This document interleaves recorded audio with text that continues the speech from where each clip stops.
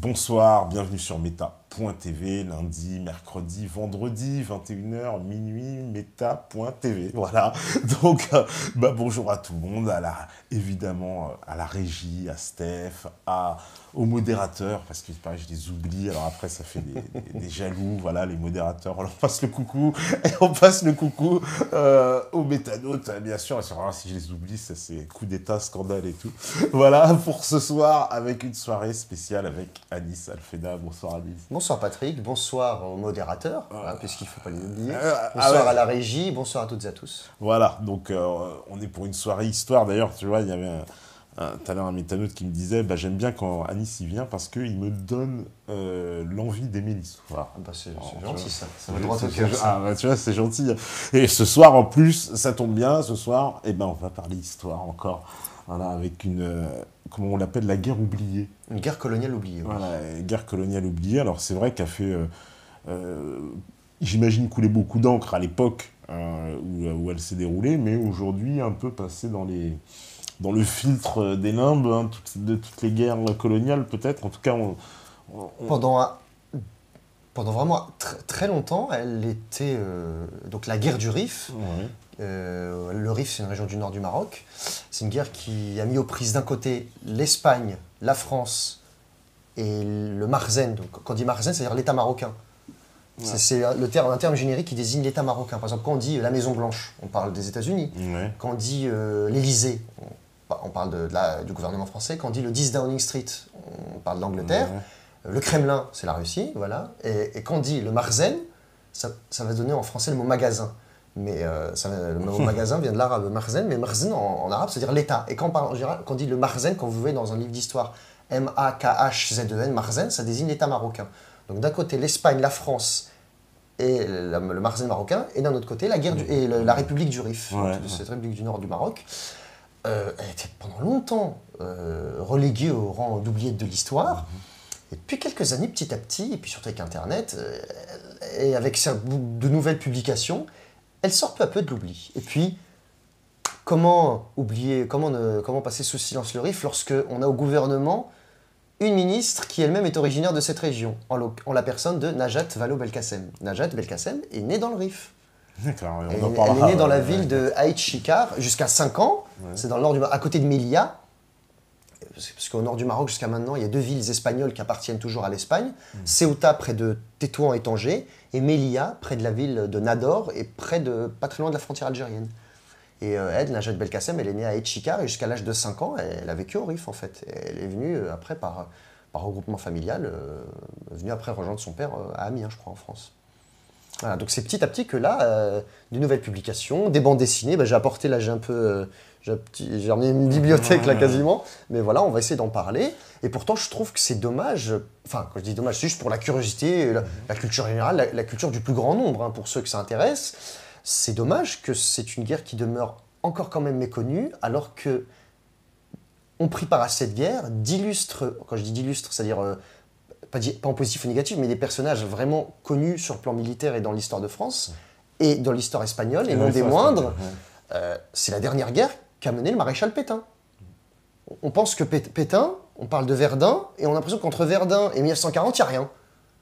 Il ne se passe rien dans la vie de Pétain. Pourquoi il est ambassadeur d'Espagne au moment de la Seconde Guerre mondiale, quand elle éclate? Pourquoi Pétain était ambassadeur de France, en Espagne? Parce qu'il avait réussi à rétablir, parce qu'on va voir que les rapports entre la France et l'Espagne étaient vraiment exécrables, mais il avait réussi, dans la fin de la guerre du Rif, lorsque les choses allaient mieux, il a réussi à rétablir de bonnes relations, et c'est pour ça qu'on faisait confiance en son tact, en son sens de la diplomatie. C'est lui qui avait été nommé, dans les années 30, ambassadeur de France à Madrid. Franco qui va être très impliqué dans cette guerre. Qui va se tailler une réputation de militaire impitoyable durant la guerre du Rif, parce que Franco le connaît, parce que pour la guerre d'Espagne, c'est lui qui, à la tête du camp franquiste, va vaincre les républicains espagnols dans la guerre d'Espagne de 1936 à 1939. Et donc il va diriger l'Espagne de 1939 jusqu'à sa mort en 1975, mais il est né en 1892, Franco. Donc 1892, 1936, il a déjà 44 ans. Sa vie, elle ne commence pas en 1936. Il est général, il est déjà général en 1936, mais qu'est-ce qu'il a fait avant? On ne devient pas général comme ça. Il a fait toute sa carrière à partir de 1912 au Maroc, et surtout au moment de la guerre du Rif, donc 21 à 26, et en 26, quand la guerre du Rif se termine, il est plus jeune général d'Europe, à 34 ans seulement. Parce que pour parvenir à gravir, à gagner ses galons de généraux, il aura vraiment tâté du terrain. Ou, entre guillemets, il aura coupé des têtes de Rif. Voilà, on va appeler... Giraud, le général Giraud, qui sera rival de Gaulle par la suite pendant la Seconde Guerre mondiale, a fait la guerre du Rif. Le général Quatroux, qui aussi s'illustrera pendant la Résistance, il y a une place qui porte son nom dans le 17e, fera la guerre du Rif. Lyotet va être vaincu par Delcrim et remplacé donc par Pétain, et il a fait aussi la guerre du Rif. Lattre de Tassigny a fait la guerre du Rif. Il y en a un paquet. Et côté espagnol, il y a... lorsque la situation sera très critique, bon, on va voir tout ça en détail, mais c'est pour vous dire que vraiment, il y a des grands noms qui ont pris part à cette guerre, et non des moindres. Donc là, à ce moment, on est sous le règne du roi Alphonse XIII, qui est le grand-père de Juan Carlos, donc l'arrière-grand-père du roi actuel d'Espagne, Felipe VI. À un moment, en 1923, il y aura un coup d'état militaire de l'armée espagnole pour essayer de renforcer, en fait, ils vont éjecter le pouvoir civil pour essayer de mener du mieux possible cette guerre du Rif. En fait. Donc c'est pour ça. Et il y aura le général Miguel Primo de Rivera, dont le fils, José Antonio Miguel, enfin je sais plus comment il s'appelle, José Antonio de Rivera, c'est lui qui va créer les phalanges. C'est un peu les milices franquistes au début de la guerre d'Espagne, en fait. Donc là, peut-être c'est des noms qui ne sont pas très connus pour certains, mais qui ont quand même un retentissement dans l'histoire. Alors, comment ça commence, cette guerre du Rif? Pour revenir un peu à la genèse de... Alors déjà, le Rif, c'est bien cette région du nord du Maroc. C'est ça. Donc, qui, on le verra, mais qui a pas mal de spécificités. Voilà, déjà, jusqu'à aujourd'hui, c'est là où il y a encore 2 enclaves espagnoles. Ceuta et Melilla, ouais. Et plein de petites îles. Je ne sais pas si vous vous souvenez, en 2002, il y a un conflit qui a failli éclater entre l'Espagne et le Maroc. À l'époque, c'était José María Aznar qui était le Premier ministre. Parce que le Maroc avait envoyé un soldat sur un rocher. En fait, ils avaient... c'est vraiment comme quoi, des fois, les guerres peuvent partir... Enfin, ça peut partir de rien du tout, parfois. En fait, il y a une île, un petit îlot de rien du tout, qui fait... ça fait la taille du studio, quoi. Enfin, non, j'exagère, mais... l'île s'appelle île Persil, îlot Persil en espagnol, et en arabe, on l'appelait l'île Leila. L'Espagne considérait que cet îlot lui appartenait, mais il n'y avait jamais eu de soldats là-bas. Et en fait, l'armée marocaine, ils avaient envoyé des gendarmes, je crois, des cadets qui sortaient en plus de l'école, pour suivre des trafiquants de drogue. Parce qu'on sait on connaît les go-fast aujourd'hui, parce que malheureusement aussi, le Rif est connu aussi en partie, hélas, pour être trafic de drogue. Le berceau mondial du cannabis. Mais pas que, on va voir qu'il n'y a pas que ça, mais pour montrer qu'il y a... Voilà, c'est une région complexe, il y a des choses bien, des choses moins bien. Il y a aussi actuellement l'actualité avec ce qui se passe au Maroc, dans le Rif à Hoceima, avec la mort d'un vendeur de poissons, paix à son âme, Mohsin Fikri, qui se fait broyer par un policier marocain parce qu'ils ont saisi sa marchandise et ses stocks de poissons. Mais voilà, pour montrer que c'est une région complexe, une terre à la fois une très belle région, une terre très violente. Mais donc pour revenir à l'île Persil, en fait, l'armée marocaine avait envoyé des gendarmes poursuivre des trafiquants de drogue. Ils étaient 6, les gendarmes, 6 sur un canot. Je crois apparemment ils auraient planté un drapeau marocain dessus et l'armée espagnole n'a pas aimé. Ils ont envoyé la Légion, les commandos, enfin la totale. Et enfin, ils les ont humiliés devant tout le monde, ils ont arrêté, ils les ont menottés, bandé les yeux. Et le Maroc a protesté auprès de l'ONU pour cette violation barbare néocoloniale. Et comme les États-Unis, on est à l'été 2002, les États-Unis préparent l'opinion mondiale à la guerre en Irak l'année d'après. Ils ne voulaient pas trop se froisser comme ça avec plein de pays musulmans en même temps. Donc Colin Powell, ça c'est quelque chose qui est une phrase connue de lui. Il s'est embrouillé avec, façon de parler, il s'est vraiment pris le bec, on va dire, avec la ministre espagnole des Affaires étrangères. En gros, il leur a dit, mais vous vous rendez compte que vous nous prenez la tête avec une île qu'on n'arrive même pas à placer sur une carte, quoi. Et les États-Unis ont fait pression sur l'Espagne pour qu'elle se retire. Il a dit, voilà, humiliez pas le Maroc comme ça, quoi, non plus. Il dit, d'accord, le Maroc, il n'a pas allé sur cette île, ou peut-être qu'il poursuivait de la drogue ou pas, je sais pas. Mais voilà, les États-Unis ont fait pression pour que les deux parties évacuent, pour revenir au statu quo antebellum, c'est-à-dire au statut avant le conflit, en fait. Avant le conflit, ouais. Voilà, jusqu'à maintenant. Donc, j'ai dit, le Rif est une région qui continue de faire parler. On peut aussi parler, bon, ça aussi malheureusement, mais les frères Abdeslam, qui se sont fait malheureusement connaître dans les sanglants attentats au Stade de France et au Bataclan, ils sont originaires du Rif. Parce que les Rifins ne sont pas très connus en France, parce que le Rif a plus une histoire avec l'Espagne. Mais parce que faut savoir que le Rif, parce que dans ses rapports difficiles qu'il a avec l'État marocain, c'est la région du Maroc qui a connu le plus fort taux d'émigration vers l'Europe. Puisqu'on va voir qu'après la guerre du Rif, mais surtout après la révolte de 58-59, qu'on aura peut-être l'occasion d'aborder en toute fin d'émission, l'État marocain a volontairement délaissé la région du Rif pour les châtier parce qu'ils les considéraient comme rebelles. Sous Hassan II, la région a été volontairement délaissée pour forcer les Rifins au maximum à immigrer. Et donc les Rifins sont très présents aux Pays-Bas, en Allemagne, en Espagne, en Belgique. En France aussi, dans le Nord-Pas-de-Calais, et en Alsace un peu vers donc les frontières belges et françaises. Mais en général, c'est vrai que quand on dit le Rif en France, c'est parce que... Peut-être un peu avec... oui, voilà, peut-être mais c'est rare que tu dises à quelqu'un dans la rue, vous connaissez le Rif, la guerre du Rif, ça saute pas au premier coup d'œil. Enfin, ça vient pas dans la mémoire des gens comme ça. Petite dédicace, je sais pas si vous connaissez le film Le Tatoué avec Jean Gabin. Ouais. Avec Jean Gabin et Louis de Funès, ouais. où l'histoire, en gros, Jean Gabin, c'est un ancien légionnaire, mais un enfant d'aristocrate. Il a un tatouage de Modigliani dans le dos, et Louis de Funès, comme c'est un marchand d'art, il voit son tatouage dans le dos, il veut lui acheter son bout de peau, il veut lui découper un bout de peau pour le vendre, parce que c'est un dessin de Modigliani qui vaut une fortune. Et il y a une scène où il parle de la guerre du Rif, à un moment. Je sais plus, ils sont en train de dîner, et Jean Gabin lui dit si vous voulez comprendre quelque chose à la vie, il faut avoir comme moi connu Lyotet, Abdelkrim et le Rif marocain. Enfin voilà, c'est une scène comme ça où on parle de la guerre du Rif, quoi. Alors cette guerre, elle commence parce qu'il y a eu pour revenir vraiment à la genèse, bon, on sait qu'il voilà, y a eu une concurrence entre l'Espagne et évidemment le Maroc depuis longtemps, on va dire depuis la Reconquista quasiment, donc ça fait depuis le XVIe siècle. Mais on arrive au début du XXe siècle avec des accords donc, sur le Maroc, en fait, où on se dit, bon, bah, qu'est-ce qui va se passer au Maroc? Et là, il y a plusieurs choses qui émergent. Il y a déjà le pouvoir central marocain qu'on pourrait assimiler au roi, quoi, au sultan. Au sultan. À l'époque, c'est un sultan, mais qui est le leader, c'est ça, on peut dire, naturel de la nation marocaine. Alors, si tu permets, je vais peut-être revenir vite faire encore un peu avant. Je suis désolé. Si je parle trop, faut non, pas hésiter à vas-y, couper. qu'on comprenne, bien sûr. Alors, déjà, faut rappeler, l'Afrique du Nord, les habitants, les premiers habitants connus de l'Afrique du Nord, sauf si on trouve d'autres traces de gens encore plus anciens avant, je ne sais pas, mais les premiers habitants de l'Afrique du Nord, les autochtones de l'Afrique du Nord, sont ce qu'on appelle, on va essayer vraiment d'utiliser les termes les plus justes possibles.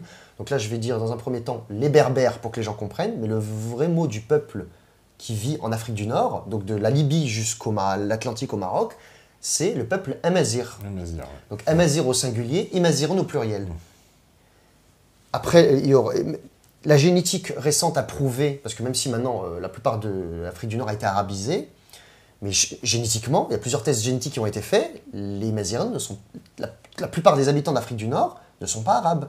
L'élément arabe qui est venu avec l'arrivée de l'islam est resté très faible. Ce qui veut dire que le reste de la population a été peut-être arabisé linguistiquement, mais sur le plan génétique, morphologique, anthropologique, ce ne sont pas des arabes du tout. C'est une autre ethnie, quoi. Et puis quand tu vas au Mashrek, quand tu vas en Arabie, dans le Golfe, tu leur dis que les Maghrébins c'est des Arabes, ils éclatent de rire en général. Oui, en général, oui. Ils méprisent l'Afrique du Nord, mais à un point tu n'as même pas idée. Ouais. Même les pharaons, contrairement à ce que Cheikh Anta Diop prétendait, bon après c'est un peu triste, il y a sans doute des choses vraies, mais par exemple, il y a des civilisations brillantes qu'il y a eu en Afrique, comme l'Éthiopie, l'Abyssinie, c'était une civilisation florissante. Le royaume Songhai du Mali, c'était un royaume merveilleux.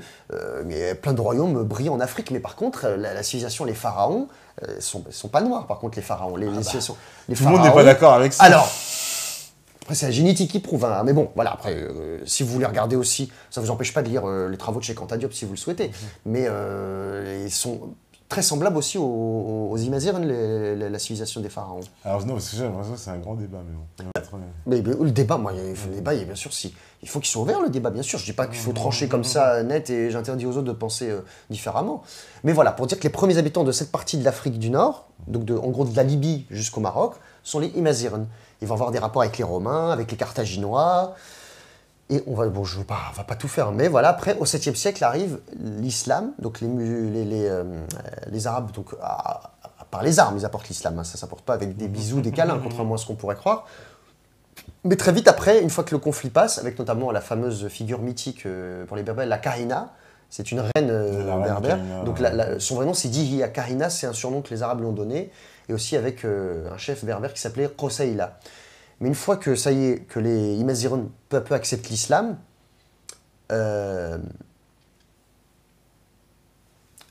la conquête se limite, ils butent sur l'Atlantique, mais au nord il y a des terres. De l'autre côté de la Méditerranée, il y a l'Espagne. Et Qui va donner son nom au détroit entre l'Afrique et l'Europe? C'est Gibraltar. Ouais. Le chef qui va mener l'expédition en Espagne, qui va conquérir l'Espagne, Tariq ibn Ziyad.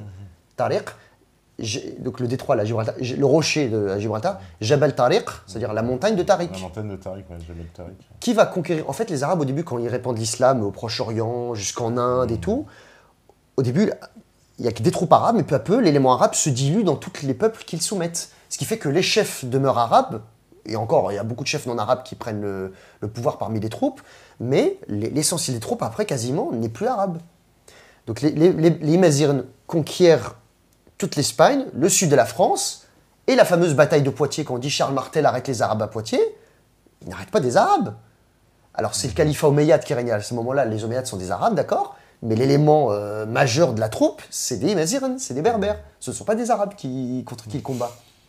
Donc ouais, c'est pour montrer que ça a des liens jusqu'à avec même l'histoire de France. Donc après, quand la Reconquista, elle commence vraiment à partir du XIe siècle, et au XVe siècle, elle se termine avec la prise de Grenade en 1492 par les rois catholiques, et donc Ferdinand d'Aragon et Isabelle de Castille. Donc beaucoup de musulmans, après au XVIe siècle, il y en a qui restent un peu vivre en Andalousie, mais après finalement ils se feront tous expulser en 1609. Mais très vite, dès que la Reconquista se finit, même avant, les Portugais commencent à porter l'étendard de la chrétienté. Ils disent, maintenant, à notre tour, on va porter la croix, l'étendard de la croix chez les morts. Et dès 1415, Tanger est prise, Ceuta est prise. Au début, Ceuta est une ville portugaise. Et de leur côté, les Espagnols, en 1498, ils prennent la ville de Melilla. Puis après, les Espagnols récupéreront Ceuta, mais ils vont prendre plein de villes sur la côte, les Portugais aussi. Les Espagnols vont même prendre la ville d'Oran. Ils vont aller à Alger, tout ça. Ils vont échouer à Alger. Un, deux, tri, vive à l'Algérie. Ils vont prendre Tunis. Ils vont prendre la ville de Mazagan, Mogador. Maintenant, Mogador, la ville s'appelle Essaouira. Et Mazagan, c'est El Jadida, sur la côte atlantique. Enfin voilà, ils vont prendre plein de villes. Puis après, les sultans marocains, parce qu'à ce moment-là, la dynastie qui régnait au Maroc était les Ouattacides. Eux, ils étaient complètement dépassés. Avec les Sadiens, ils vont se renforcer, ils vont chasser la majeure partie des chrétiens, des Portugais, des Espagnols qui tenaient la plupart de ces villes côtières. Mais il y a deux villes sur lesquelles ils vont toujours échouer. Ils vont multiplier les sièges, mais ils échoueront toujours. C'est Ceuta et Melilla. Ils n'arriveront pas à reprendre Ceuta et Melilla aux Espagnols. Donc voilà, ça c'est quelque chose sur lequel ils vont toujours buter. Et voilà, Ceuta et Melilla vont demeurer comme ça, des postes avancés en terre d'islam. À Oran, le bey d'Oran, les musulmans de la région, les régences turques, les Ottomans vont finir par reprendre Oran aux Espagnols en 1792. Mais c'est pourquoi aussi, lors de la conquête de l'Algérie par la France, pourquoi beaucoup de colons, beaucoup de pieds noirs sont d'origine espagnole. Parce que tout naturellement, ils disent oui, ils sont habitués à aller en Afrique, ils voulaient aller en Afrique, ils se voyaient les héritiers de la reconquête chrétienne. Donc c'est un peu parfois naturel que, même s'il y avait des Maltais, des Italiens, même des Alsaciens après 1871, mais il y aura beaucoup d'Espagnols qui vont fournir des cohortes de colons aux Français en Algérie. Donc voilà, c'est pour dire, parce que Oran était encore même très présent dans les souvenirs des Espagnols. C'est pour ça que tout naturellement, il y a beaucoup de colons italiens plus vers l'est de l'Algérie, mais beaucoup de colons espagnols vers l'ouest de l'Algérie, en fait. Donc voilà. Mais qui va faire les Almoravides et les Almohades? Je ne sais pas si vous connaissez ces dynasties. C'est eux qui vont unifier le Maghreb, qui vont freiner la Reconquista. C'est des dynasties berbères, celles-là aussi. Mais eux, c'est des berbères de l'Atlas. Donc c'est les berbères de l'Atlas, on les appelle les Chleuh, les Chleux. Et les Maziren, donc du nord du Maroc, on les appelle les Rifins. Parce que c'est le Rif. Donc le Rif, c'est cette région qui va de Tanger, tout le littoral méditerranéen marocain, jusqu'à la frontière algérienne à Saïdia. Et ça descend un peu sur...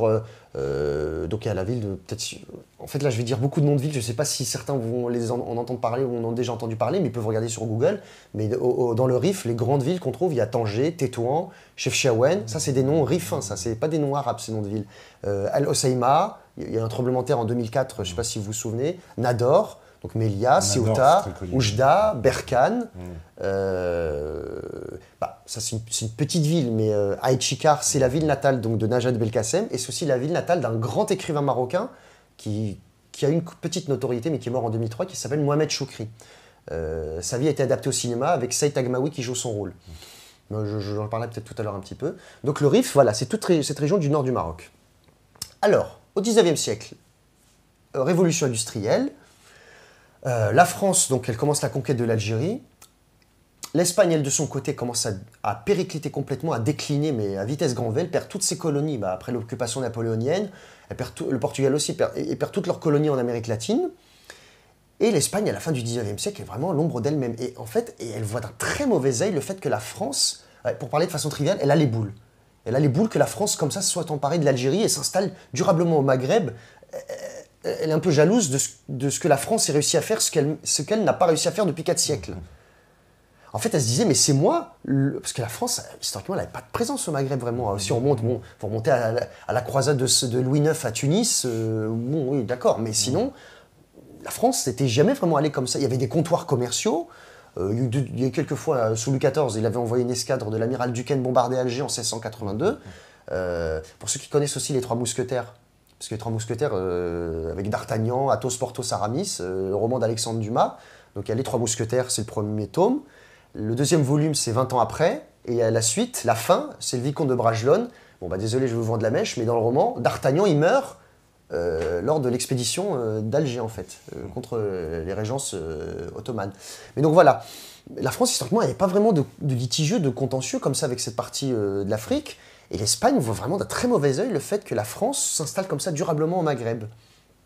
Alors elle, qu'est-ce qu'elle va faire de son côté? Elle va essayer de lorgner un peu plus encore sur le Maroc, parce qu'à ce moment-là, lorsque l'émir Abdelkader commence vraiment à être en danger après la prise de Sasmala, sa capitale mobile, par les Français en 1843, il va se réfugier, naturellement, la grande puissance régionale, c'est le sultan du Maroc. À ce moment-là, on est sous la dynastie des Alaouites. C'est la dynastie qui règne toujours actuellement sur le Maroc avec l'actuel roi Mohamed VI, et qui, eux, ils règnent sur le Maroc depuis le XVIIe siècle. Ils avaient un très grand sultan qui s'appelait le sultan Moulay Ismaïl, qui lui était contemporain de Louis XIV, en fait.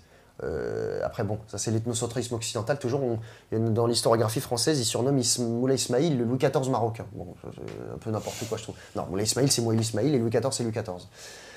Et donc, alors, il se réfugie au Maroc, et le sultan, il sent que la France est très puissante, il n'ose pas trop y aller. À l'époque, c'est le sultan Abderrahmane. Il a été immortalisé par un célèbre tableau de Delacroix, d'Eugène Delacroix.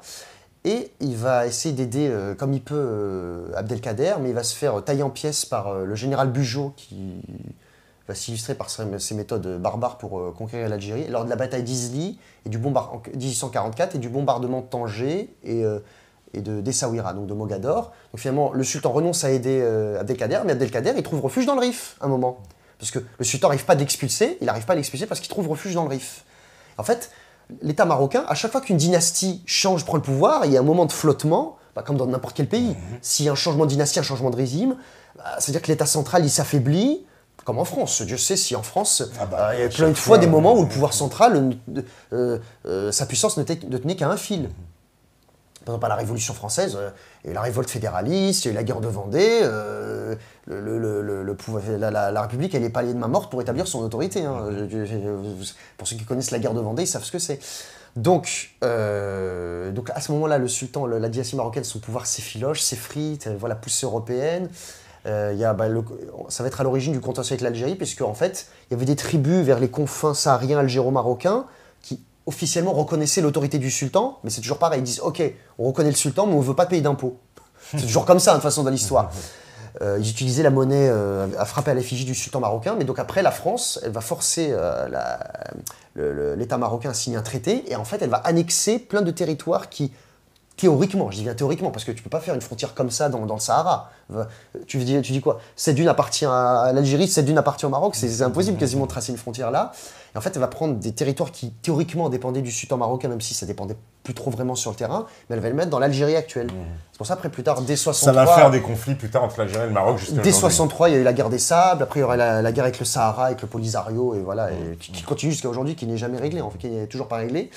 Mais voilà, ça vient de là, en fait, là aussi, avec l'Espagne aussi. Donc l'Espagne, qu'est-ce qu'elle se dit? Il faut que je me rebiffe absolument. En 1859 va éclater la guerre d'Afrique. En fait, l'Espagne, elle veut montrer ses muscles, elle veut sa part du gâteau de l'Afrique du Nord, parce qu'il faut savoir aussi que le Maroc, l'Algérie commence à être de plus en plus connue par la France, les élites françaises. La Tunisie, oui, c'est connu un peu, mais le Maroc, on le surnommait la Chine de l'Afrique. Pas par sa population ou son immensité géographique, mais par son côté comme ça mystérieux, impénétrable. Parce que aucun voyageur quasiment n'était plus arrivé au Maroc depuis... aucun voyageur européen n'avait comme ça exploré le Maroc, quoi, quasiment. Donc, le Maroc était comme ça un pays mystérieux, mais on sentait que sa faiblesse grandissait. Et donc ils se sont dit, bah, on va en profiter. L'Espagne s'est dit, il faut que je m'affirme et que je montre que c'est moi qui suis la puissance légitime normalement européenne au Maghreb. Donc il y aura la guerre d'Afrique qui va éclater en 1859-1860. 1860, c'est la date de naissance du père d'Abdelkrim, le fondateur de la République du Rif. Son père, lui, est né en 1860. En fait, l'Espagne va accuser l'État marocain. Excusez-moi, si je remonte tout ça, c'est parce qu'il y a une raison. C'est pour vous expliquer le contexte. Vraiment, il est très troublé, en fait. En fait, l'Espagne va accuser l'État marocain de ne pas maintenir les tribus rifènes sous son autorité. L'Espagne accuse l'État marocain de laisser les tribus rifènes harceler Ceuta et Melilla. En fait, elle accuse l'État marocain de ne pas faire, entre guillemets, son travail. C'est pour ça que l'Espagne va prendre ce prétexte pour déclencher la guerre avec le Maroc. Elle va arriver péniblement à remporter la guerre, mais parce qu'en face, l'armée marocaine n'était plus que l'ombre d'elle-même. Elle était épuisée, elle s'est fait prendre une raclée par l'armée française, elle a montré vraiment l'étendue de sa faiblesse, elle n'a pas vraiment réussi à se moderniser. Donc l'Espagne, même si ce n'était pas une grande puissance non plus, elle aura eu du mal à battre l'armée marocaine à ce moment-là. Donc en 1859-1860, elle va occuper Tétouan. Tétouan, donc c'est à côté de Tanger, c'est sur le... donc si on regarde, vous avez Tanger comme ça, qui est à cheval. Tanger, c'est une des rares villes au monde qui est comme ça. Elle est à cheval sur la Méditerranée et l'Atlantique. Tétouan, c'est plus sur la Méditerranée. Et un peu dans l'intérieur des terres, il y a la ville de Chefchaouen. Il y a Chefchaouen qui est une très très belle ville, que je vous encourage à visiter si un jour vous avez l'occasion. Et ils vont condamner le Maroc à payer des indemnités faramineuses. Et ben, l'État marocain il va être mis dans le fait accompli. À ce moment-là, après Abderrahmane, c'est le sultan Mohamed IV qui règne. Donc ça va être la déliquescence. Et à partir de 1873, ça va être le règne du sultan Hassan Ier. L'État marocain va relever un peu la tête, va un peu sortir la tête de l'eau, va essayer de se renforcer, va jouer des rivalités entre les différentes puissances européennes, va s'appuyer un moment sur l'Angleterre, accorder des concessions à l'Angleterre, puis un peu à la France. Puis l'Allemagne commence elle aussi à pointer le bout de son nez. Et on va arriver petit à petit à la fin du XIXe siècle. Enfin, la période qui va peut nous intéresser, enfin après même. En 1898, la dernière grosse défaite militaire de l'Espagne, à l'autre bout du monde, dans son empire colonial. Elle perd une guerre contre les États-Unis, elle perd Cuba et les Philippines en fait. Cuba et les Philippines. Parce qu'on dit que Philippines, voilà, Philippines, ça vient parce que c'était nommé en hommage au roi Philippe II d'Espagne. C'est pour ça que ça s'appelle les Philippines, tout bêtement. Et donc elle perd ces deux colonies et après à partir de là, les Espagnols vraiment ils ont le moral en berne, enfin ils se disent on n'est plus bon à rien, on n'est plus l'ombre de nous-mêmes, où est passé le siècle d'or, le XVIe siècle, où est passé Charles Quint, c'est fini ça. Hein. Donc ils se disent, s'il y a bien un territoire qui nous échappera à aucun prix, c'est le territoire où vive l'ennemi héréditaire, l'ennemi depuis que l'Espagne existe, c'est la raison d'être de l'Espagne, si je puis dire, enfin j'exagère un peu, mais le pays des Los Moros, le pays des morts, le Maroc, donc voilà. Et qu'est-ce qu'il y a de l'autre côté? Le premier territoire, lorsqu'ils arrivent en Afrique, c'est le Rif, où habitent les Rifins, qui sont considérés toujours les éternels combattants, les éternels rebelles, et les éternels, parce qu'ils sont rebelles à la fois à l'État central marocain, et qui tiennent tête, malgré tout, même s'ils ne parviennent pas à reprendre Ceuta et Melilla, mais qui tiennent tête, en fait, aux Espagnols. Alors, il va y avoir la conférence d'Algeciras. Algeciras, c'est une ville en Andalousie, où en gros, les Américains, les Anglais, tout le monde va reconnaître plus ou moins à la France et à l'Espagne des droits, entre guillemets, naturels au Maroc. Mais l'Allemagne, elle, très vite, elle se dit, elle n'est pas très satisfaite, elle veut sa part du gâteau, en fait. En fait, en gros, ils mettent l'État marocain dans le fait accompli, parce que l'État marocain s'est beaucoup endetté pour moderniser son armée. Ils leur disent, en gros, comme ce qu'ils ont fait à l'Égypte, si vous n'arrivez pas à rembourser vos dettes, on va servir nous-mêmes. C'est ce qu'ils disent à l'État marocain, en fait. Hassan Ier avait réussi un peu à maintenir tant bien que mal l'indépendance du Maroc. Il meurt en 1894. Après va venir son fils Abdelaziz, qui lui va passer son temps, c'est l'image qu'on a gardée de lui, un sultan qui passe son temps, c'est lui qui va faire installer l'électricité au Maroc pour la première fois dans son palais. Il passait son temps à faire du vélo, il achetait des vélos, plein de bibelots, des appareils photo, enfin, des trucs qui venaient d'Occident, plein de trucs merveilles qui l'émerveillaient, qui venaient d'Occident, mais il passait un peu plus son temps, c'est un peu l'image d'Épinal qu'on a gardée de lui, mais il a plus passé son temps à s'amuser avec ces gadgets-là qu'à vraiment gouverner. Et là, la déliquescence reprend. Dans le Rif, à ce moment-là, à partir du début 20e siècle, l'Espagne essaie d'entrer peu à peu dans le Rif à partir de Melilla et de Ceuta. Et là vont apparaître des personnages qu'on va trouver dans la guerre du Rif, un personnage mais qui est extraordinaire par la vie qu'il a eue, je ne dis pas par ses actions, qui est le personnage de Raïsouni. Alors Raïsouni, c'est le dernier pirate de la Méditerranée. En fait, c'est quelqu'un qui a fait fortune, parce que donc le Rif, je répète, c'est toute la région du nord du Maroc, mais dans le Rif, il y a une partie entre Tétouan donc et Chefchaouen qu'on appelle, qu'on appelle au Rif, on appelle les Jbela. Jbela, c'est-à-dire les montagnards, mais en fait, c'est parce que là-bas, ces montagnes sont un peu plus hautes, donc c'est pour ça qu'on les appelle les Jbela, et c'est une partie arabisée, en fait. Ah, là, actuellement, le Rif, en partie, est arabisé. Et dans tout le Rif, on ne parle pas le tamazight, on ne parle pas le berbère partout. Notamment entre Tanger, Tétouan, Chefchaouen, on parle arabe maintenant, là-bas. À Oujda aussi. Et Raïsouni, en fait, il avait fait fortune parce qu'il radiait les navires européens, il prenait en otage des personnages illustres. Et notamment, va éclater un incident. On se dit, normalement, c'est juste un pirate, un brigand dans cette région. Il va provoquer un incident avec les États-Unis, avec le président à l'époque, Theodore Roosevelt. Il va enlever un riche milliardaire américain d'origine grecque, Pekadiris, et voulait réclamer une rançon. Et les Américains vont envoyer un navire, et Theodore Roosevelt, en personne, envoie ce message. Il dit, je veux Pekadiris vivant, enfin, il dit en anglais, Pekadiris alive or Raïsouni dead. Je veux Pekadiris vivant ou Raïsouni mort. C'est soit vous me rendez notre concitoyen américain, ou je veux la tête du brigand qui l'a enlevé, quoi. Pourquoi je parle de Raïsouni? Parce que sa vie, ça n'a pas été non plus un chef-d'œuvre, mais ça a été adapté au cinéma dans un film, Le Lion et le Vent.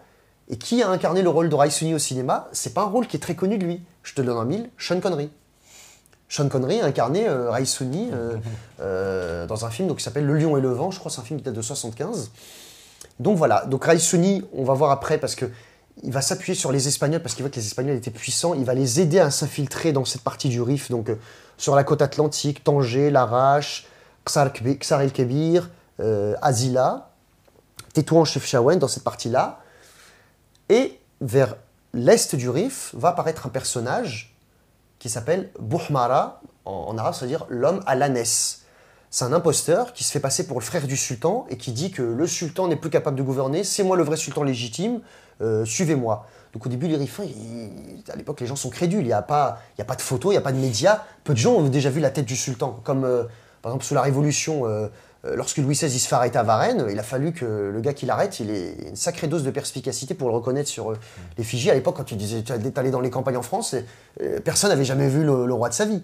C'est pas comme maintenant, voilà, avec les médias. Donc à l'époque aussi, les gens n'avaient pas vu dans le Rif, jamais personne n'avait vu la tête du sultan.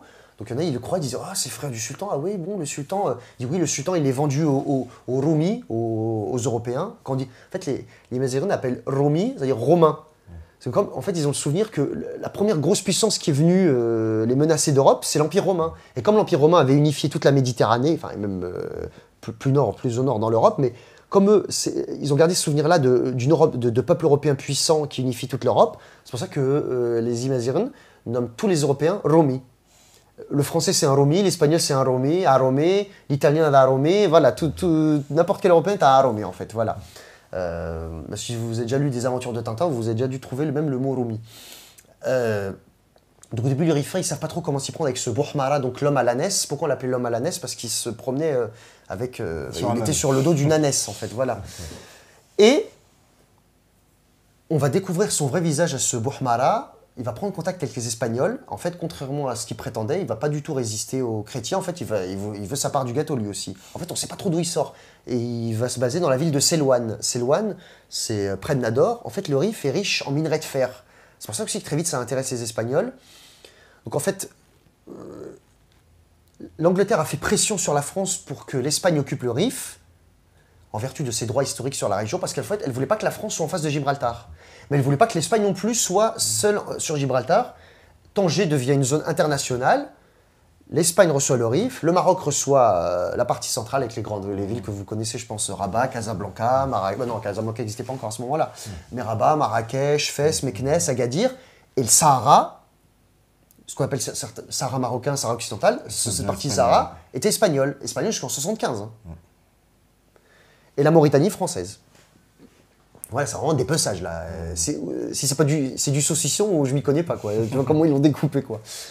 Donc là par le coup, c'est pas pour dire toujours c'est la faute des Européens, mais jusqu'à aujourd'hui, voilà, il y a un contentieux lié aux frontières coloniales. Là, c'est un cas d'école de contentieux lié à des frontières coloniales. Bon, voilà. Et ce Bouhmara, en fait, il va vendre des concessions minières aux Espagnols pour exploiter les mines. Et les riverains vont se soulever contre lui, vont le chasser, et finira dans les geôles du Merzenne de l'État marocain. Il sera exécuté, en fait. Et donc, je dis Abdelaziz, qui passait plus son temps à plus ou moins s'amuser, pas vraiment à exercer le pouvoir, il est renversé en 1908 par son frère Abdelhafid. Certains appellent Moulay Hafid, mais c'est Abdelhafid qui s'appelle, quoi. Il va essayer de résister, mais il voit que son pouvoir ne sort pas de sa capitale. À ce moment-là, la capitale du Maroc, c'est Fès. Fès, en plus, c'est la première ville qui a été fondée dans cette partie-là par les Arabes lorsqu'ils sont arrivés. C'est à côté des ruines romaines de Volubilis, pour ceux qui connaissent peut-être. Mais il voit qu'il n'y arrive pas, et en 1911, il fait appel aux Français. Et aussi, pourquoi les Français se mettent vraiment à intervenir beaucoup plus. Ah oui, auparavant, en 1905, Guillaume II fait une visite à Tanger. Il va voir l'oncle du sultan à l'époque, donc Abdelaziz, et il dit que lui, il se porte garant de la souveraineté du sultan marocain et du Maroc. En fait, il n'est pas vraiment amoureux de l'indépendance du Maroc. En fait, il fait plus ça pour faire pression, montrer ses muscles face à la France. Face à la France. Mais il se dit pourquoi pas garder un Maroc indépendant, sinon on est les premiers partenaires commerciaux. On n'a pas besoin d'occuper militairement. Mais si on met des conseillers, un peu comme ils ont fait avec l'Empire ottoman, il dit mais si on met des conseillers militaires à la tête pour moderniser l'armée marocaine, voilà, ça aurait pu relever d'un bon cran la puissance du Maroc. Et en 1911, quand la France intervient de plus en plus, notamment après qu'un docteur français se fasse assassiner à Marrakech, il y a des ouvriers français qui travaillent sur un chantier à Casablanca en 1911 qui se feront assassiner, alors là, les Français commencent à venir, ils occupent Fès, petit à petit, Casablanca, avec Lyautey. On va venir aussi sur Lyautey un peu, on va un peu essayer de gratter un peu ce qu'il y a sous son image d'Épinal. On nous présente Lyautey comme un homme qui a pacifié le Maroc, alors qu'il a conquis le Maroc. Faut appeler un chat, faut arrêter avec la langue de bois et la novlangue. On dit que Bugeaud, il a conquéri brutalement l'Algérie et que Lyautey, il y allait en gros en faisant des massages thaïlandais et de l'acupuncture, quoi. Non, il y allait avec les armes.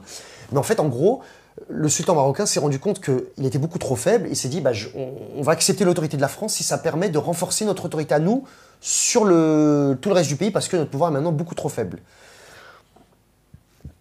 Alors, Abdelhafid, en 1912, il signe le protectorat, le 30 mars 1912, et là commence le protectorat franco-espagnol sur le Maroc.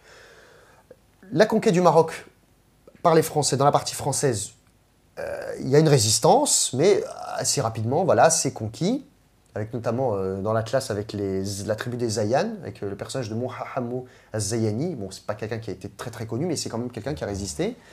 Puis très vite éclate la Grande Guerre, et Lyautey doit envoyer des troupes qui étaient au Maroc pour la pacification du Maroc. Il les envoie en métropole, et puis il recrute des tirailleurs marocains, puis très vite, voilà, la situation dans la partie française du Maroc reste stable. Mais voilà, les résistants qui se battaient contre les soldats français dans cette partie-là, c'était les Berbères de l'Atlas. Côté espagnol, c'est pas folichon. En 1909, il y a une bataille effroyable, ils vont se prendre 2 raclées. Au début, c'est pas Abdelkrim, je vais parler après d'Abdelkrim. Le premier résistant vraiment à la conquête espagnole dans le Rif, c'est un personnage qui s'appelle Mohamed Amezian. C'est un imam, donc un imam, il dirige la prière à la mosquée, il dirige la mosquée. L'imam de la ville d'Azrenran. Azrenran, c'est une petite ville qui est à côté de Nador. Donc Nador, peut-être tu vois, c'est une ville côtière, donc à Melilla. Et Azrenran, tu rentres vraiment un peu à l'intérieur des terres. Il va vraiment combattre les Espagnols. Et en 1909, il va leur infliger 2 lourdes défaites. Les Espagnols s'en souviennent encore. Une première, c'est la bataille de Barranco de Lobo, c'est-à-dire le ravin du loup, où ils vont mettre une raclée. Les Espagnols vont mobiliser, je crois, peut-être plus de 10 000 hommes. Et il y aura 2000 Espagnols morts. Et une autre bataille, j'ai oublié le nom, mais où les Espagnols vont être vaincus. Mais Mohamed Amezian finit par mourir en 1912. Alors, que fait Abdelkrim à ce moment-là? Donc maintenant, on va revenir. Donc, Nador, je dis vers Melilla, vers l'est, sur la côte du Rif, vers l'Algérie. Et on va aller au centre maintenant du Rif, à Al-Hoceima. Le Rif est organisé, la société amazigh traditionnelle est organisée en tribus. Des tribus qui parfois se font la guerre, qui lorsqu'il y a un danger commun s'unifient, mais ça ne dure jamais très très longtemps. Mais contrairement à l'image d'Épinal, c'est pas juste des brutes barbares en guenilles qui boivent leur urine et qui mangent des glands dans la forêt. Non, c'est une civilisation quand même. J'ai pas dit que c'est une civilisation c'est pas eux qui ont inventé, qui ont envoyé des fusées dans l'espace, mais c'est quand même une civilisation. Alors, Abdelkrim, on l'appelle Abdelkrim, en fait, c'est son père qui s'appelle Abdelkrim. Lui, normalement, il s'appelle Mohamed Ben Abdelkrim Al-Katabi. Mais on continue, on va l'appeler comme son père, Abdelkrim, en fait. Donc là, au début, quand je dirais Abdelkrim père, Abdelkrim fils, mais une fois que le père sera mort, quand je dirais Abdelkrim, je parlerai que de Abdelkrim le fils. Donc Abdelkrim le père est né en 1860, pardon. Et Abdelkrim el-Khattabi, qui va nous intéresser là vraiment, pour ceux qui n'ont jamais vu sa tête, voilà, c'est lui. C'est ce monsieur-là, donc 1882-1963. Il est né en 1882 dans la ville d'Ajdir. C'est une petite ville au sud d'El Hoceima. Donc il fait partie d'une famille, la tribu des Ait Ouriagel. C'est la tribu la plus puissante du Rif central. Et en face d'El Hoceima, il y a un petit îlot, Peñón de Al Hoceimas, qui est occupé par les Espagnols, où très souvent, en temps de paix, les échanges commerciaux continuent. C'est pas tout le temps la guerre avec les Espagnols, parce que les Rifins aussi sont friands de produits manufacturés européens qui arrivent par là, qui peuvent même passer par Ceuta ou Melilla. Et voilà, le père Abdelkrim, il commerce, voilà, il a des contacts avec les Espagnols. Et les Espagnols, au début, qu'est-ce qu'ils disent? Oui, on veut pas que la conquête soit trop sanglante. Si on peut acheter des gens, si on peut constituer un parti en notre faveur, un parti, entre guillemets, rifin favorable aux intérêts espagnols, bah pourquoi pas, ce sera autant gagné pour nous. On économisera des soldats, et puis on va y aller comme ça, doucement, quoi. Donc ils vont créer un parti. Enfin, non, il n'y aura pas de parti. Mais je veux dire, quand je dis un parti, c'est un parti informel, voilà, une espèce de avec lobby, des clients, quoi. Voilà, ils vont s'appuyer sur des notables rifins. Alors au début, Abdelkrim père est plutôt favorable à cette pénétration espagnole. En fait, c'est ou par calcul ou par naïveté, parce qu'il voyait que voilà, il avait peut-être il avait quelque chose à gagner. Voilà, peut-être ça renforçait sa présence. Mais ces démarches qu'il entreprend ne plaît pas à tous les rifins. Les rifins l'accusent d'être vendu aux Espagnols, aux Roumis, aux chrétiens. Donc Abdelkrim, lui, le fils, il est né en 1882. Il fait ses études ensuite, il apprend le Coran, voilà, l'arabe, le fiqh, la jurisprudence islamique. Il part étudier à Fès. C'est une famille qui a même des contacts avec le marzen marocain. Ils ne sont pas hostiles à l'État marocain. Il fait ses études à Fès. Son frère, lui, va aller étudier à l'école des mines à Madrid. Et lui, il va ensuite aller à Melilla. Il va être nommé à Melilla. Donc il va à Melilla à partir, que je ne dise pas de bêtises, normalement je crois que c'est en 1902 ou 1907. Il faudra vérifier. Mais il va être nommé juge à Melilla, juge des affaires indigènes, et journaliste au journal Telegrama del Rif, parce qu'il va apprendre l'espagnol à Melilla, et petit à petit, il va commencer à écrire dans le journal Telegrama del Rif. Donc c'est le premier journaliste marocain, on va dire, entre guillemets, à ce moment-là. Et donc il a des contacts avec les Espagnols, vraiment ils sont ravis de lui, ils sont absolument ravis de la collaboration fructueuse qu'il tire avec la famille Ouriagel. Mais ils leur disent, voilà, par contre, ce qu'il faudrait, c'est que tu calmes vraiment ta tribu, parce qu'ils ne t'obéissent pas complètement. Et ce qu'ils voudraient faire vraiment parce qu'ils ont Raïsouni, je vous ai parlé de Raïsouni tout à l'heure, qui est donc, lui c'est bon, il ne bouge pas une oreille, et puis il est soumis aux Espagnols. Il pénètre donc par l'ouest du Rif, mais à l'est du Rif et au centre du Rif surtout, ils rêveraient de débarquer dans la baie d'El Hoceima. Et ils n'y arrivent pas. Plusieurs fois, ils reportent leur débarquement. Une première fois, les Rifins, hostiles à ce que fait Abdelkrim père, vont brûler la maison d'Abdelkrim, du père d'Abdelkrim. Ils vont lui brûler sa maison. Il va être obligé de fuir à Tétouan. Et il revient. Et les Espagnols, ils apprennent ça parce qu'ils ont des espions, des informateurs et tout. Ils voient ça, ils disent « Ah bon, voilà, c'est pénible ». Ils lui avaient commencé à lui octroyer une pension. Ils vont lui augmenter sa pension. Et en 1910, Abdelkrim le père et le fils, ils sont décorés. C'est pas rien quand même, hein. Parce que voilà, faut pas idéaliser Abdelkrim, voilà, c'est un personnage complexe, c'est l'être humain, il est comme ça. Ils vont le décorer de l'ordre d'Isabelle la Catholica. Ils vont le décorer de l'ordre d'Isabelle la Catholique. Je rappelle qu'Isabelle la Catholique, c'est la femme de Ferdinand d'Aragon, c'est eux qui ont repris Grenade aux musulmans. Hein. À la fin, c'est eux qui ont terminé la Reconquista. Donc s'ils lui donnent cet ordre-là, c'est que vraiment, ils travaillent dans leurs intérêts. Et ils vont même jusqu'à aller demander la nationalité espagnole. S'il l'avait obtenu, ça aurait été vraiment quelque chose de... À l'époque, pour obtenir la nationalité d'un pays européen, il fallait carrément renier sa religion, quoi, en fait. Bon, ils n'ont pas été jusque-là non plus, mais Abdelkrim va demander, c'est dit dans ce livre-là, en fait. La guerre du Rif de Vincent Courcelles-Labrousse et Nicolas Marby. C'est le meilleur livre, c'est mon avis, c'est le meilleur livre que j'ai pu lire sur le sujet. N'hésite pas à me reprendre. Vas-y. J'ai tendance à parler beaucoup, hein, m'en voudrais pas. Mais voilà. Mais la Première Guerre mondiale éclate. Alors au début, en fait, on peut vraiment jamais savoir ce qu'il y a dans le cœur et dans le cerveau des gens. En fait, Abdelkrim père et fils, ils se disent, bon, on veut collaborer avec les Espagnols, ils vont nous aider à moderniser le Rif. En fait, eux, ce qu'ils rêveraient, il rêverait d'être, entre guillemets, même si le terme est impropre, mais vassaux des Espagnols. Mais en fait, il veut des Espagnols que les techniciens, des ingénieurs, c'est tout. Ils veulent pas de soldats espagnols. Ou alors des soldats pour les aider à calmer les riffins qui bougeraient un peu trop. Mais ils veulent pas que l'armée espagnole, comme ça, déferle sur le riff. Ça, par contre, c'est faux. Mais si l'Espagne intervient, elle intervient. Hein. Ils vont pas décider à eux-mêmes d'interdire aux Espagnols, parce que les Espagnols, ils comprennent autre chose. Ils comprennent que, voilà, vous acceptez notre présence et vous êtes soumis à nous. Par contre, Abdelkrim, lui, il sait que Abdelkrim fils, quand il a écrit ses articles, il est très hostile à la France. Parce que la France, il faut savoir aussi que tout au long de la guerre du Rif, la France et l'Espagne vont se tirer dans les pattes, mais comme pas possible. La France, il faut le dire très nettement, elle méprise les Espagnols. Pour les Espagnols, c'est des bons à rien. Lyotet surnomme l'Espagne la sous-locataire du Rif. En fait, pour Lyotet, si l'Espagne, elle arrive même déjà un peu à conquérir une partie du Rif, c'est parce qu'il y a la France à côté. Donc la France méprise les Espagnols. Abdelkrim, lui, la France, pour elle, c'est très dangereux. Il a vu ce qu'il y a eu en Algérie, en Tunisie. Et il dit non, si la France arrive, elle va nous conquérir complètement. C'est une puissance impitoyable. Vraiment, il va pas avec le dos de la cuillère envers la France. Au début, les Espagnols, voilà, ils le censurent pas. Ils s'en fichent qu'ils disent pique-pendre des Français. Il y a une espèce de jeu politique. Ils voient bien que la France, au moment où on parle, elle est beaucoup plus puissante que l'Espagne, qui est bien sûr une puissance européenne affaiblie, presque de second rang, troisième rang. C'est quasiment un pays du tiers-monde, hein, franchement, à ce moment-là, l'Espagne. Mais, voilà, ils n'aiment pas trop comme ça son hostilité comme ça envers un pays européen, malgré tout. Ils ne veulent pas non plus trop de problèmes avec la France. Mais les services secrets allemands, quand la Première Guerre mondiale éclate, ils vont envoyer il y a des espions allemands à Melilla qui vont prendre contact avec Abdelkrim et vont l'encourager à soulever des tribus rifènes à la lisière de la frontière avec le protectorat français. Et même, pourquoi pas, même essayer de faire comme ce que font les Turcs, qui vont dire, l'encourager à rejoindre le camp allemand, à ouvrir un front de la Première Guerre mondiale dans le Rif. Et les Espagnols, au début, commencent à se rendre peu à peu compte des gesticulations comme ça d'Abdelkrim fils. Donc, Abdelkrim père, lui, il est toujours à Agir, mais Abdelkrim fils, lui, il est à Melilla. Et son frère aîné, donc, est à Madrid. Et en 1915, ils vont mener une enquête un peu plus approfondie. Ils vont interroger une première fois Abdelkrim, qui, voilà, il va répondre à l'interrogatoire, tout va bien se passer.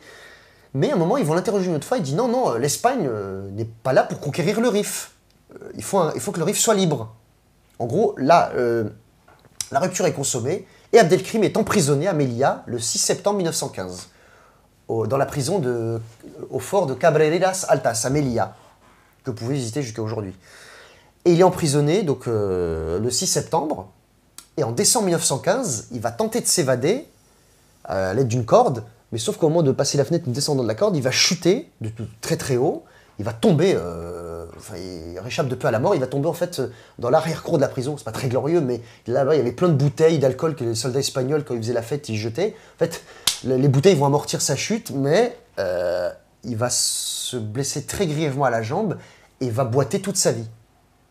Les Espagnols vont le reprendre et le libèrent seulement à l'été 1916. Et au début, le père Abdelkrim, il proteste, il dit « Comment ça, vous avez emprisonné mon fils, qu'est-ce qui se passe? Est-ce qu'on n'a pas montré des gages de soumission, enfin de coopération envers vous ?» Voilà, après il dit « Mais non, t'inquiète pas, on veut reprendre la coopération avec vous, voilà, il faut qu'on continue, ça va finir par arriver. » Mais en fait, parce que, qu'est-ce que voit Abdelkrim père? Il dit que oui, mais ce que j'ai investi dans l'Espagne, entre guillemets, j'ai investi mon pouvoir symbolique. Parce que Tribu Rifène, vraiment, me traite d'ennemi, me traite de vendu. Pour eux, je suis un traître maintenant. Il dit là, l'Espagne, en plus, elle n'est pas si puissante que ça, j'ai l'impression. Peu à peu, voilà. Donc, une fois qu'Abdelkrim est libéré, il va retourner un peu quelques fois à Melilla. Puis en 1918, il va quitter définitivement Melilla et retourne à Ajdir. Puis là, Abdelkrim père et fils disent qu'est-ce qu'on a gagné? Parce que la maison d'Abdelkrim père va être une nouvelle fois brûlée. Et c'est bien aussi. Donc voilà, il dit mais en fait, on est pris entre deux feux. Si on coopère trop avec les Espagnols, on va être détesté par les nôtres. Mais si on coopère pas trop avec les Espagnols, voilà, ça commence à être un peu très inconfortable cette situation. Donc en 1918, Abdelkrim ne retourne plus à Melilla et il le fait savoir aux Espagnols. Il démissionne de ses fonctions de tribunal. Donc c'était un juge et c'était un journaliste, Abdelkrim. Donc c'était quelqu'un de lettré, vraiment. C'est pas comme la propagande coloniale française espagnole va me montrer. C'est pas juste un chef de guerre ou un brigand ou un bandit de grand chemin. Et le frère d'Abdelkrim, il va interrompre ses études d'ingénieur à l'école des mines. Lui, il s'appelait Mohamed. Il va revenir aussi dans le Rif. La famille Aïtouriagel va se ressouder un peu entre elles, ils vont se consulter, parce que très souvent dans la société traditionnel Rifel, dans les tribus, les clans, il n'y a pas de démocratie, ça n'a pas de sens. On ne peut pas parler de démocratie par... Il n'y a pas de primaire, UMP ou je sais pas quoi. Non, mais il y avait des discussions, des assemblées villageoises, il y avait les notables qui discutaient entre eux et regardaient quelles décisions ils pouvaient prendre. Donc là, la famille Aitor Uriagel va voir quelle décision va prendre, qu'est-ce qui va pouvoir le mieux sauver ses intérêts. Puis finalement, ils vont se dire, voilà, et là, ils vont vraiment comprendre que les Espagnols, eux, ils veulent vraiment la conquête militaire pure et simple. Ils disent, ce qu'on ne voulait pas avec les Français, on va vraiment l'avoir avec les Espagnols. Et puis Abdelkrim, vraiment, il a eu mauvaise il a vraiment pris comme une humiliation. Il s'est dit, après tout ce que j'ai fait de travail, je me suis exposé en coopérant comme ça avec les Espagnols. Donc j'ai dit, j'ai rien gagné, quoi. Puis je boite maintenant, en plus. Elle serait sur le gâteau. Donc je dis, voilà, maintenant, on ne coopérera plus avec les Espagnols. Donc je dis, le RIF, même notre terre, notre confédération, le centre du RIF, les Aitor Uriagel, on va vraiment être en danger. On aurait dû faire ce qu'a fait Mohamed Hamzian quelques années plus tôt, mais on ne l'avait pas soutenu, même on était un peu contre lui. Donc ils ont dit, on va commencer à organiser la résistance. Mais, coup de théâtre, en août 1920, Abdelkrim père est souvent pris de violentes douleurs dans le ventre et il meurt quelques jours après, à la suite d'une longue agonie. Et en fait, il meurt empoisonné. Empoisonné. Ouais.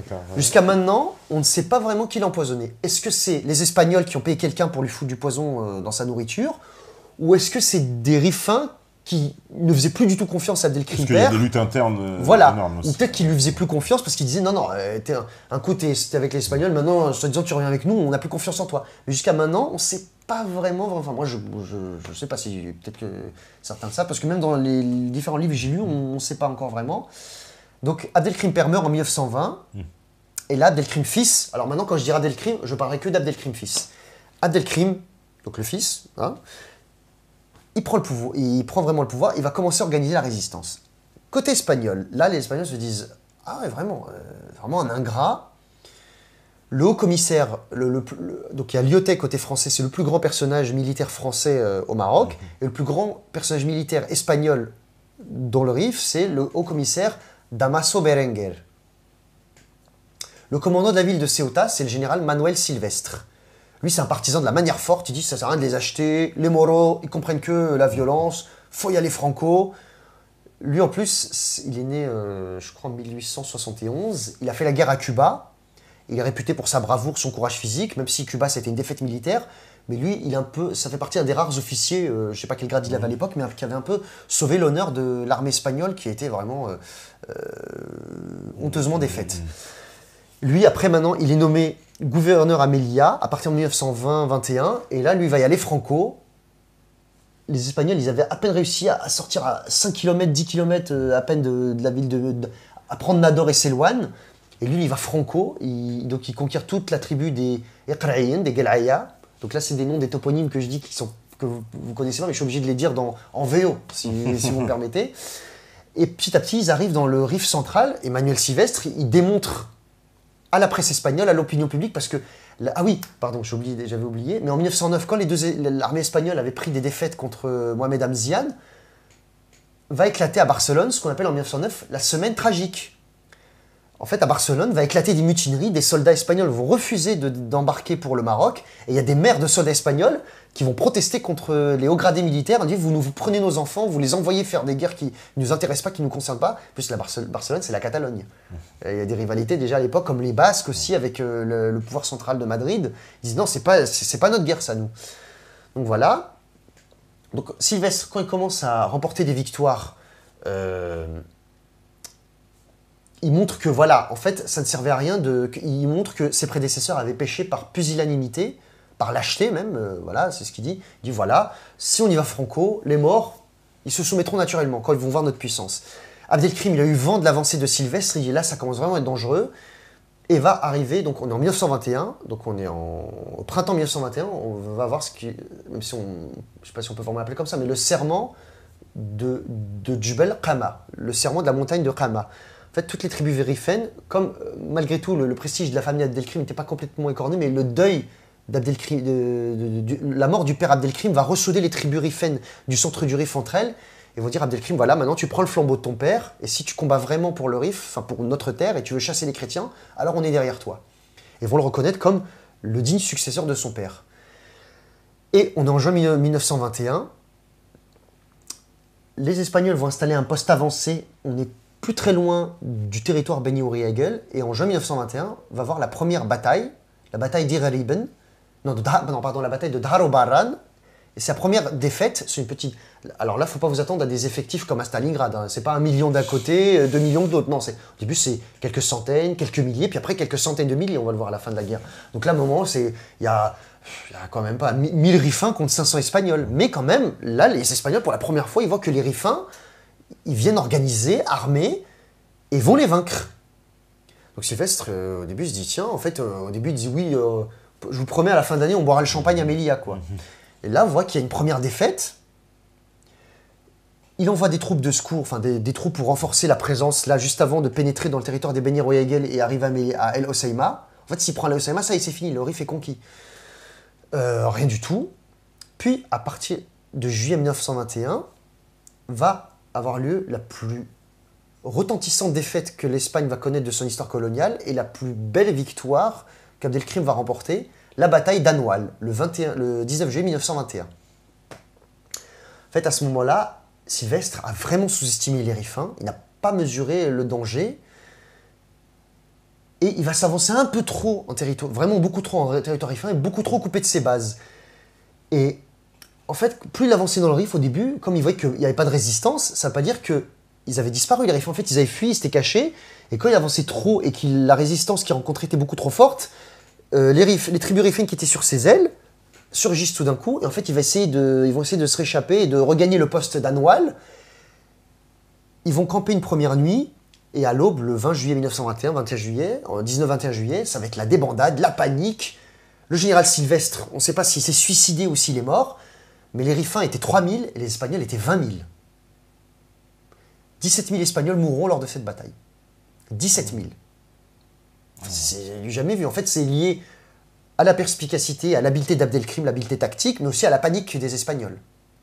Comment ça se fait? C'est quoi? Ils les ont pris au piège? Ils les ont pris au piège, oui. Ouais. Ah oui, d'accord. Ils ont sont pris au restés bloqués piège. dans un endroit, c'est ça? En fait, ils ont surgi, et voilà, à la guérilla, en fait. Ils y sont allés, et les Espagnols, ça a été la débandade, ils ont paniqué comme pas possible, parce que, voilà, pour eux, le Moro, ils avaient un peu une image d'Épinal d'un gars barbare qui mangeait, qui découpait des têtes, qui mangeait des organes, ou je ne sais trop quoi. Ils disaient, oh là là, si on se fait capturer par eux, c'est pire que Gengis Khan, quoi. Mais voilà, ils vont fuir, et aussi, ils vont être vaincus, parce que Abdelkrim a habilement joué.